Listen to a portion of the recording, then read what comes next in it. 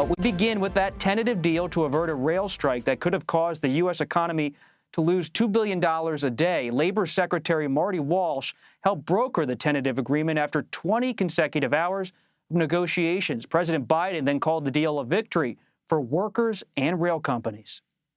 This agreement can avert the significant damage that any shutdown would have brought. Our nation's rail system is the backbone of our supply chain.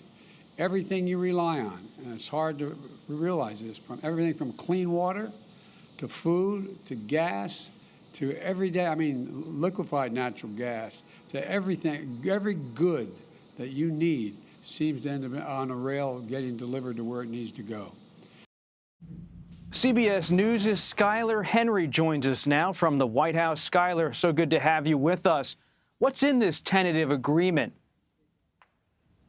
Hey, Bob, good to see you as well. Well, we know that union leaders say that over the course of the next few weeks, their workers will have the opportunity to review the terms of this deal before voting on it and finalizing said agreement. But a lot of the key sticking points that were here were several things, including an additional paid day off, as well as the ability to access time off for other medical situations, whether they hospitalizations, preventative care, other measures that weren't available to them in the past. But perhaps most notably, a significant pay increase, 24% over the course of this 5-year deal, with 14% in terms of a wage increase happening almost immediately, with incremental raises happening year after year. And then we will see a $5,000 bonus happen for these workers as well over the course of the years as well. There's also some health care cost caps, deductibles, co-pays, things of that nature, something that these workers worked over the last few days and weeks to try to hammer down these negotiations with. But this is something that is certainly significant. The Biden administration certainly touting this tentative deal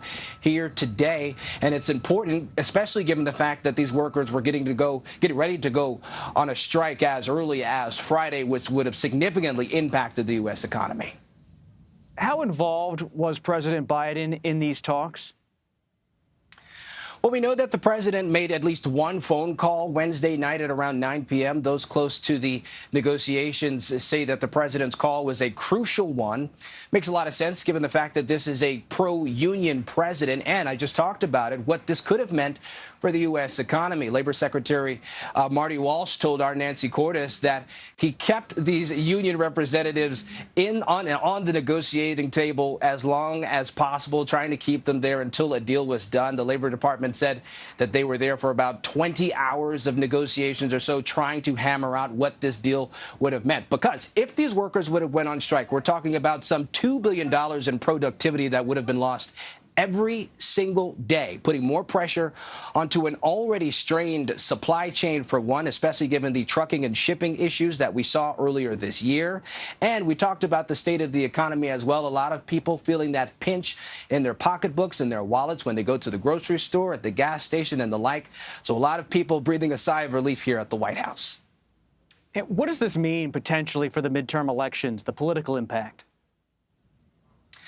Yeah, well, we know that this is going to be somewhat of a good marketing strategy for the Biden administration in terms of what administration officials and others, including Democrats, are doing to try to lower the state of inflation, especially as we get ready for midterms. We saw the president earlier this week make remarks on the South Lawn talking about the Inflation Reduction Act, which will lower health care costs for consumers as well as other measures, something that Republicans are pushing back on.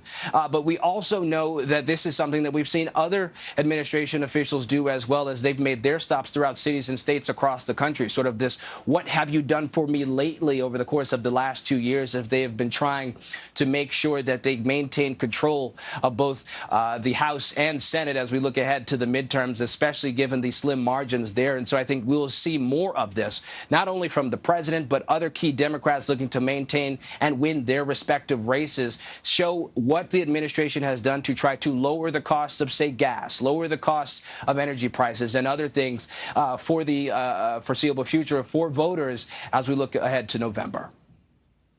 Since you're there at the White House, working hard for CBS News, reporting on the administration, what else is in your notebook? I've heard, for example, that the White House has announced a meeting of families of those who are abroad being held What's going on in terms of the White House reaching out to those families and trying to get them home?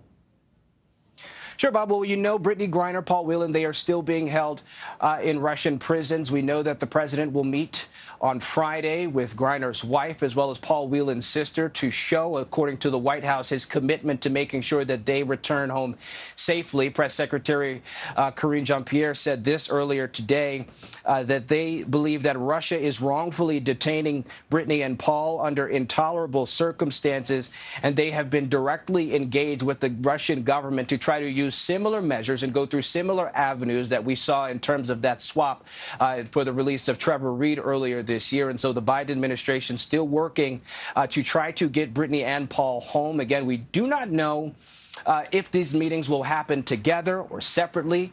The press secretary said that that was something that we could get firmed Friday morning, or firmed out Friday morning, in terms of what the terms of these conversations will be. But we know that the president, as well as others, Secretary of State and others, are working to try to get these two home safely. What this means in terms of an offer or a deal, the White House says that they are still sticking by that offer that they made several months ago. Nothing has changed, so to speak, in terms of sweetening the pot, if you will. But we know that the White House remains committed to trying to bring the both of Griner and Whelan home as soon as possible. Skyler Henry, thank you very much. You got it.